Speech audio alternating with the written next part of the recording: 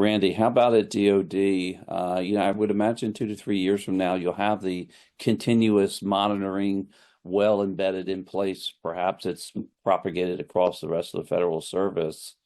What can we expect 2 to 3 years from now in regards to the journey that you're on and the thought Yeah. leadership on the architecture? So, we think and dream in the future a lot in the portfolio Mm, office because we have to, fortunately got to and stay ahead of it. Yeah. unfortunately, uh, we work in 2 year cycles. And if we want to do something like now, we got to plan for it now and then hope we could do it, 1 or 2 years from now. So that's the reality. So I would say this, it's like a multidimensional problem. You said it first.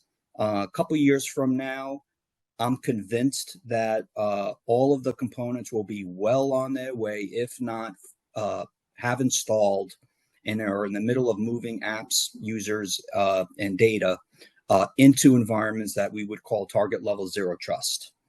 Um, Other elements of the federal government, including DoD, will be helping us determine whether or not this first generation ZT solutions actually work. We know they work based on the purple teams, but putting it in the ground and actually seeing the reality and what the security operations centers are seeing is different. And based on what we see in for real, we will then feed that back into industry demand. So that'll become what, arguably I'll say second generation zero trust needs, requirements, demand signal. I also see it, and I see it now, that we're going to have to think of the Security Operations Center in a completely different way. So let's call it modernization of the Security Operations Center. We need a next generation thinking process on how to do cyber defense and what a Security Operations Center needs to do. Somebody mentioned AI. AI is a gigantic part of it. It goes without saying. So we're going to need AI as a lever, a tool to get us that analytics and visibility light years ahead of what we have today. And lastly, I would say that there's some phenomenon going on that not many, if nobody, really has spoken about this. And that is that you almost have a pre-ZT and a post-ZT world. And so pre-ZT, it was the cybersecurity vendors that were driving innovation. And the government was just a marketplace. What I am seeing in my chair is that now the DoD and the U.S. federal government is driving the innovation of need. We're the first ones that are installing this, and so the Mm, vendors and the market is fulfilling that demand.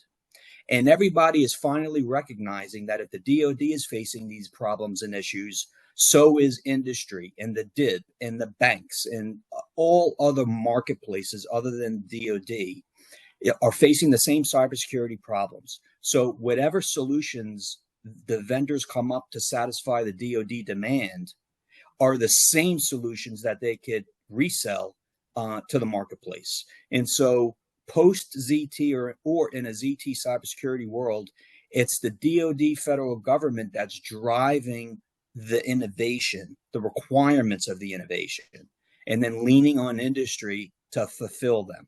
So even though we might be numerically, financially a smaller market overall, industry can't not address the DoD requirements, or else they're going to fall behind their peers in product development, if you understand what I'm saying, because that's where DoD and the federal government is going. This is where the threats are. This is where the threats need to be mitigated. And so being early and working with us, large, plural us, benefits the rest of almost the overall majority of the rest of the marketplace of these vendors. And so I interesting see a turnaround. win-win situation.